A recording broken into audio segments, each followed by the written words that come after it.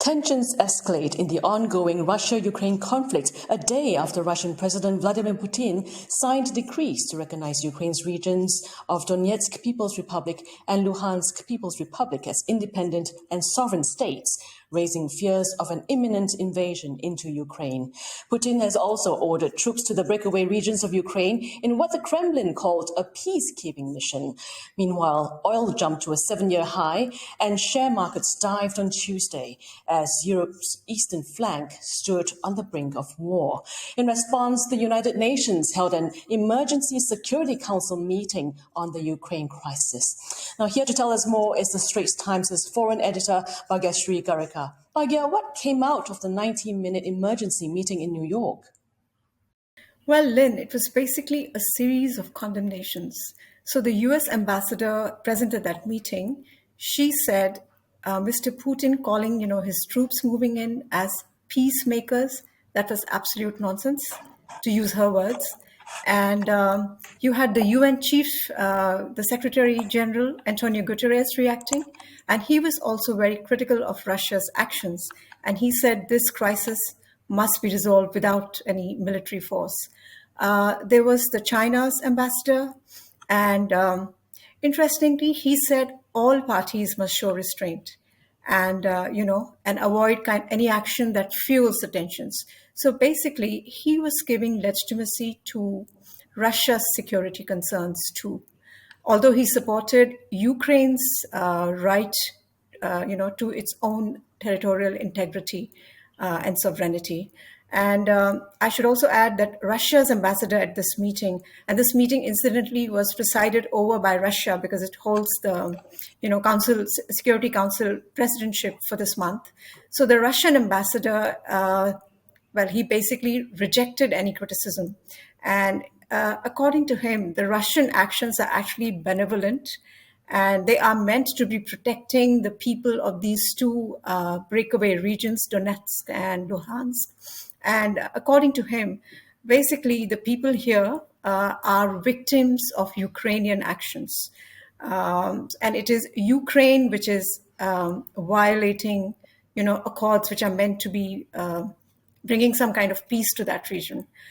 We know very well that this area is basically Russian dominated. These are Russian speaking people. Russia has granted passports, I think as many as 800,000 Russian passports to people who live here. So those were his comments. Now, the US and the UK said they would place additional sanctions on Russia in response to Putin's move. What do you think that means?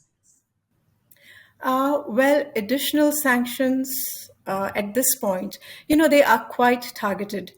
So what the US said this morning was that the sanctions were aimed at stopping the flow of trade and investment from the US to these two particular regions. So it does not extend beyond the Donbas region. It does not, for instance, extend to all of Russia, to its billionaires, or to other ways through which US could actually more severely punish Russia. So these are limited sanctions at the moment. Let's touch a little bit on China. China's ambassador to the UN has called all parties concerned in this crisis to exercise restraint. What do you make of China's stance at the moment?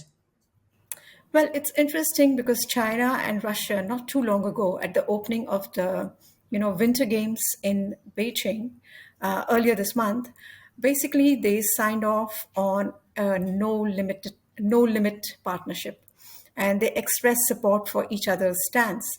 But here at the UN Security Council meeting, you did see Russia make provide support for Ukraine, talk about the right it had to protect its own territorial integrity. But at the same time, he also called for Russia's security concerns to be respected. So Russia, as we know, feels that its security is under threat because of NATO's expansion into countries which are right across its borders. So China has given credence to Russia's concerns as well, calls them legitimate. So, Bhagya, as the crisis deepens, is there hope of any more European-mediated peace talks at this point? Well, at the start of this week, we did hear of a number of peace making efforts or talks to defuse the crisis. So there is at the highest level the Biden and Putin talks. No confirmation available at this point whether it's on. As we know, Biden had said he would talk provided Russia did not invade, Ukraine. So it's not quite clear if how Washington interprets this, whether it's an invasion already. And for instance, if you see the Russian troops march into those two places in Ukraine, is that invasion already? So I'm not, and there isn't a clear, sort of stance from Washington at this point. The other thing, of course, is that there are meetings meant to be held between the Russian foreign minister and his US counterpart. So that is to say Lavrov and Blinken in Geneva on Thursday. Those talks are still on. There's also a G7 conference, which is meant to be discussing this whole issue. So definitely there are, initiatives on, diplomatic initiatives on to try and resolve the crisis. So while these peace efforts are ongoing, do you think this is the first move in what will likely be a Russian invasion of the rest of the country? Or do you think Putin is saying, look, my job is done here, I've protected my ethnic kin, and that's it? That's $1 million question, Lynn. I think in short, I can say very safely that only Mr. Putin knows at this point what his intentions are. So two things. One, from this long speech that he delivered for us in Singapore, overnight Singapore time, he talked about Ukraine, in how Russia looks at Ukraine, even beyond those two, breakaway regions which Russia has recognized as independent republics. Even beyond that, he talks about Ukraine being part of Russia culturally, even spiritually. So there is that aspect to Mr. Putin's thinking. Is he going to go that far? Is he actually making a bigger play? We don't know. What we also don't know is whether he will indeed have his troops cross over, and whether, once that is achieved, they will stay put, and then that becomes a place from which Putin tries to bargain for what are Russia's aims.